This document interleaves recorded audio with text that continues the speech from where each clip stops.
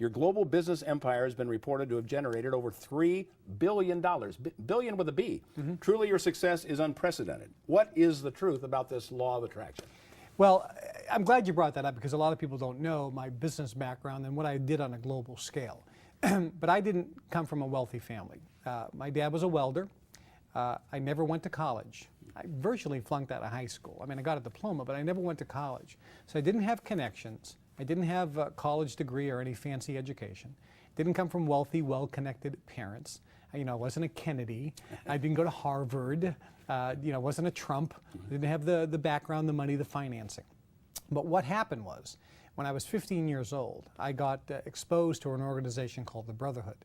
And this group took me in and taught me how to use the law of attraction.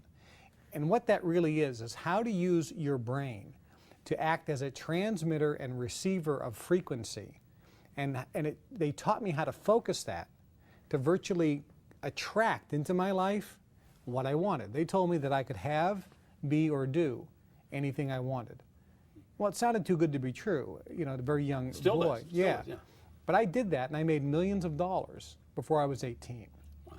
And I went on to generate a very large, successful empire all over the world in business, and done some pretty amazing things.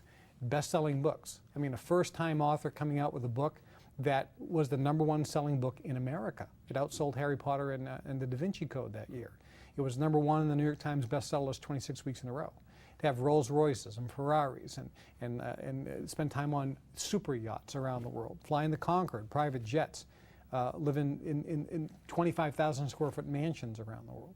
So to have that type of lifestyle and type of wealth for somebody with no education, no financing, no loan guarantees, no backing, no connections, how do you do that?